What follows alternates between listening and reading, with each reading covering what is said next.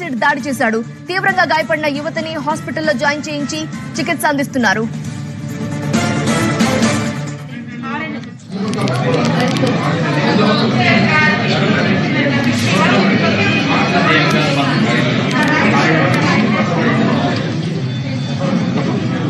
Fluid bottle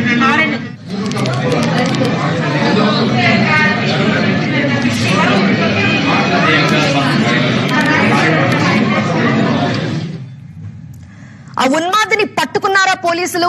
అతను ఎక్కడున్నారు? వివరాలు అందించడానికి మా ప్రతినిధి రాజు సిద్ధంగా ఉన్నారు. రాజు, ముందుగా యువతి పరిస్థితి ఏంటి? డాక్టర్లు ఏం చెప్తున్నారు? యాసిడ్ దాడిలో ఆమె ఎంతవరకు గాయపడింది? త్వరగా రికవర్ అవడానికి ఛాన్సెస్ ఎలా ఉన్నాయి? అలానే ఈ ఉన్మాదిని పట్టుకున్నారా పోలీసులు?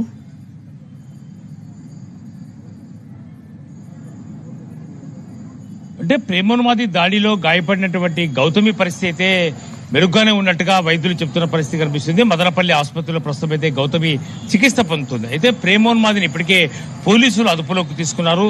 గణేష్ గత కొద్ది కాలంగా గౌతమిని ప్రేమిస్తున్నాడు.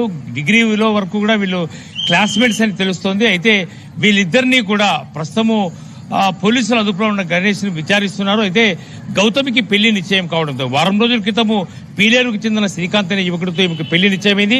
ఏప్రిల్ 29న పెళ్లి జరగబోతోంది. అయితే ఈ పెళ్లి తనకు జరిగితే దక్కదు గౌతమి అన్న ప్రేమ